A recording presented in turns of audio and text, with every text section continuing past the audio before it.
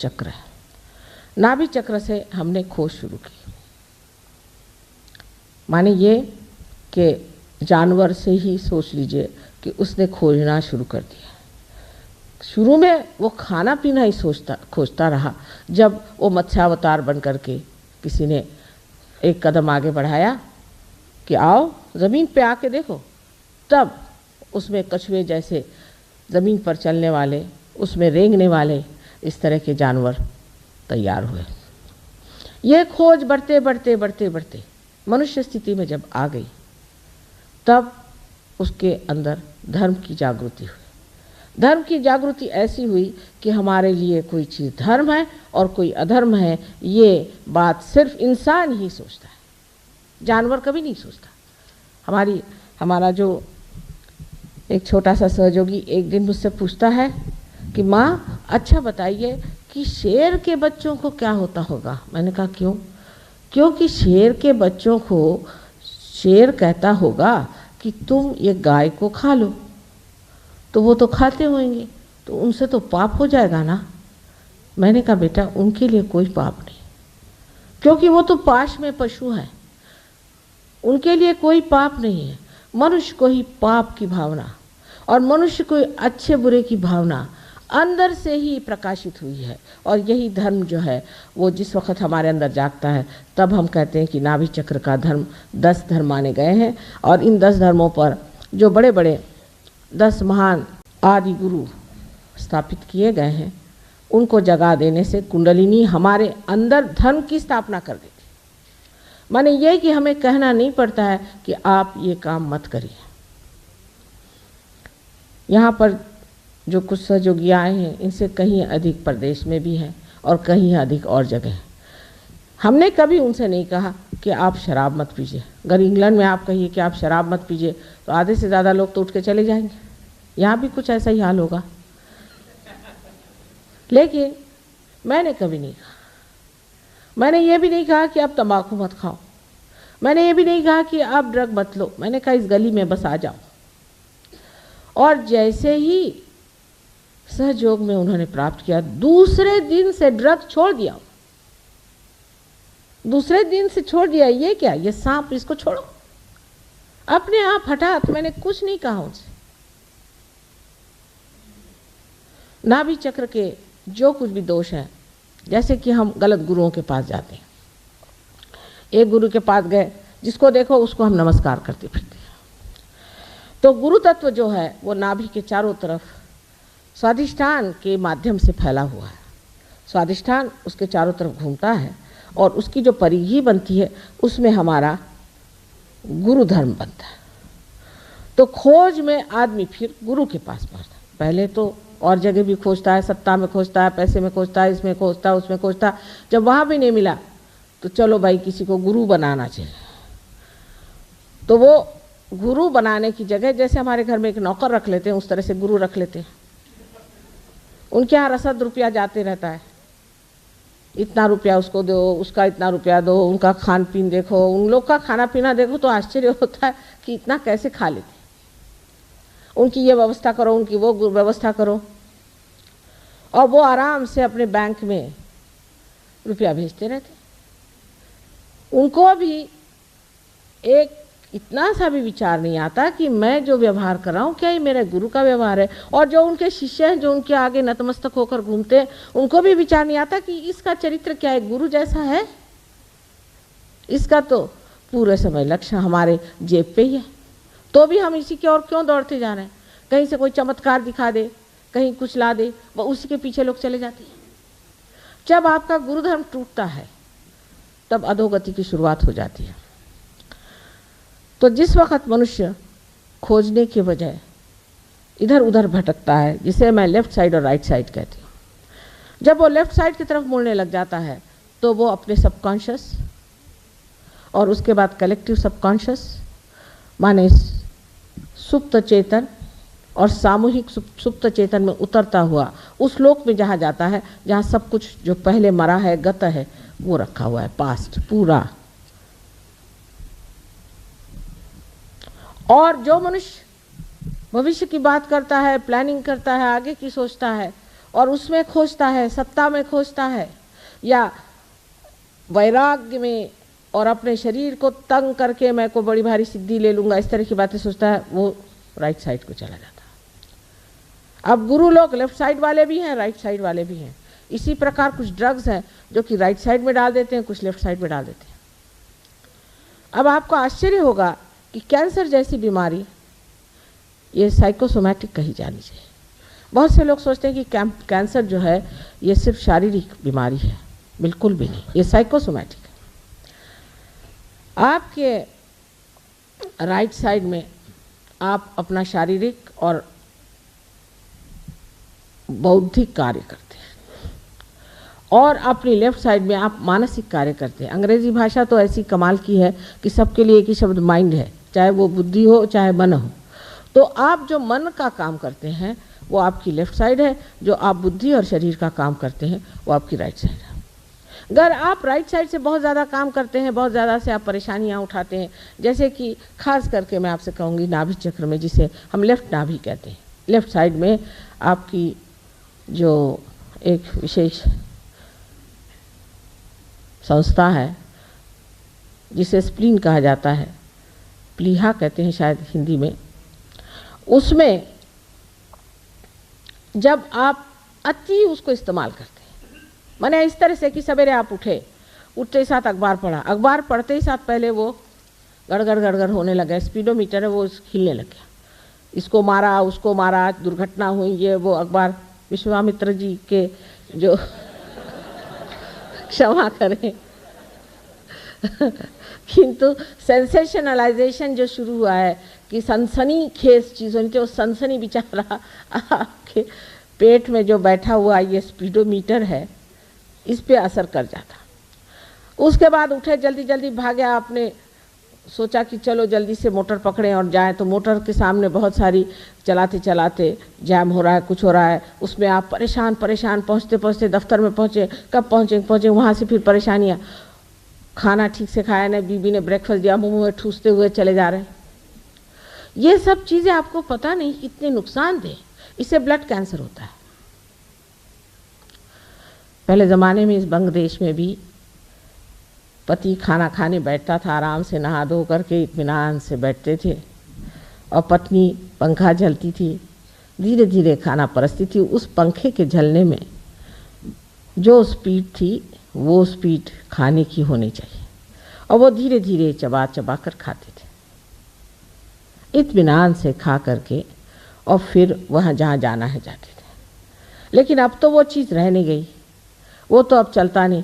अब तो इतनी, जिसको कहते हैं हेक्टिक लाइफ, कि अभी दौड़े यहाँ, वहाँ से दौड़े वहाँ, वहाँ से दौड़े वहाँ, इससे आपका स्पीडोमीटर खराब हो जाता है, जिसको कि आपके रेड ब्लड कॉर्पसेस जो रक्त की पेशियाँ होती हैं उनको बनाना पड़ता है, वो पगला जाता है उस पागलपन में, जैसे कहते हैं इट गोज क्रेजी। और उस पागलपन में उसको समझ नहीं आता कि इस पागल आदमी को किस तरह से मैं ब्लड सप्लाई करूं। अब ये वल्नरेबिलिटी जिसको कहते हैं कि अब तैयारी हो गई आपकी कैंसर में। इस वक्त अगर लेफ्ट से कोई सी भी काली विद्या से कहिए, भूत विद्या से कहिए, या गुरु प्रसाद से कहिए, या और किसी तरह की ऐसी चीज़ों से कोई सी भी चीज़ आपके अंदर आ जाए, आपके अंदर ब्लड कैंसर स्थापित हो जाए। अगर कोई माँ इस तरह की हो कि जो रात दिन आफत में मची हुई है, आज पापड़ बेलना है, फिर कल और कुछ बनाना है, पति को वश में रखने के लिए औरतें यहाँ बड़ी होशियारी से काम करती हैं, तरह तरह के खाद्यान्न बनाना है, इसका प्लानिंग करना है, उसका प्लानिंग करना है। उनके बच्चों को भी हो सकती है, अगर वो उस वक़्त गर्भवती हो तो बच्चों को हो सकते हैं। अगर कोई बच्चा हो भी गया ठीक ठाक पैदा तो उसके पीछे लगे, उठो भाई सवेरे उठो, जल्दी जल्दी करो, चलो जाने का है, स्कूल में जाने का है, वो बड़ी मुश्किल से एडमिशन मिला, वहाँ इतना रुपया भर्ती किया। ये सारा समाज ही ऐसा बना हुआ है कि सब लोग उथल पुथल में चल रहे हैं। इस उथल पुथल से ब्लड कैंसर की होने की बड़ी संभावना है। हम तो इत्मीनान में बैठे रहते हैं, और इत्मीनान में बैठने से भी कोई चीज़ कम नहीं होती, सब चीज़ ठीक ठाक चलती। हमारे विचार से तो ऐसी कोई बात नहीं कि जिसके लिए मनुष्य इतनी जल्दी मचाए या हड़बड़ी करे। अब इसका इलाज कैसे होता है? इलाज ये होता है कि जैसे ही कुंडलिनी आपके नाभि चक्र में आ जाती है तो शांति प्रस्थापित हो जाती है, मनुष्य शांत हो जाता है। शांतिपूर्वक सब देखते रहता है और वो शांति उसको कहती है शांत हो जाओ, शांत हो जाओ। जैसे अब हमें तो जाना है प्लेन में और बाकी सब परेशान हैं कि आपको जाना है, चलिए चलिए, आखिरी मिनट ये छोड़ वो छोड़। भाई मैंने कहा जाना मुझे क्या, आपको है, मुझे जाना। आप क्या बहुत एंक्शस है कि मैं जाऊं? तो छोड़िए, आप मुझे जाने दीजिए, मैं आराम से। अब कभी कभी मजाक भी हो जाता है कि बड़े जल्दी पहुंचे, वहां देखा क्या कि प्लेन अभी 8 घंटे लेट है। मैंने पहले ही कहा था कि क्यों इतने जल्दी जा रहे हो, घर से आराम से चलो, पहले पूछ ही लिया होता। लेकिन ये जो हड़बड़ी का स्वभाव है, जो हड़बड़ हमारे अंदर है, एक उसका उदाहरण मैंने दिया कि आजकल के वातावरण में किस तरह से कैंसर के आप एक उसके आमंत्रण के आंगन बन जाते हैं, जिससे कैंसर आप पे असर कर जाता है। अब लंदन में हमने 3-4 लोगों का ब्लड कैंसर ठीक किया, तो मैं ये नहीं कहूँगी कि मैंने किया, उनकी कुंडलिनी का जागरण करके वो ठीक हो गए, मैंने कुछ किया नहीं, उनकी कुंडलिनी जागृत हुई, वो ठीक हो गए। लेकिन इस हड़बड़ के सिवाय अनेक और प्रकार के हम दोष करते हैं। जैसे कि अब डॉक्टर लोग तो यहाँ एक से एक, आप जानते हैं कि कितने बड़े बड़े डॉक्टर लोग हमारे साथ लगे हुए हैं, और इनको जब हम समझाते हैं तो ये ऐसे मुंह फाड़ के देखते हैं बात को कि माँ कैसे कह रही, किंतु हम इसे सूक्ष्मता से जानते हैं। आपके अंदर जो सूक्ष्म चीज़ है वो ये समझना चाहिए कि आपके शरीर में शांति होनी चाहिए, आपके मन में शांति होनी चाहिए, आपके सारे अंग जो है शांति से बने होने चाहिए। हड़बड़ी करने से इस तरह का रोग हो जाता है। पर इससे भी बढ़ के गहन बात एक ऐसी बताऊं, सूक्ष्मता, कि आपके यहाँ भी अभी कुछ डॉक्टर्स बैठे होंगे जो नहीं जानते हैं, न मानते भी शायद न हो, कि जिस वक्त ये स्वादिष्टान चक्र चलता है, इसको एक तो पेट के जितने भी ऑर्गन्स हैं उनको संभालना पड़ता है। मैंने लीवर हुआ, आपके पैंक्रियाज हुआ, और स्प्लीन और किडनीज आदि सबको संभालना तो पड़ता ही है। इसके अलावा ये जो सर में, इसे मेंदू कहते हैं, जो मेद से बनता है, ये जो ब्रेन हमारे सर में है, इस ब्रेन के लिए इसको ग्रे मैटर, पेट की जो फैट है उसको परिवर्तित करके, ट्रांसफॉर्म करके अपने ब्रेन में भेजना पड़ता है। ये उसका मुख्य काम नहीं है, एक और काम है।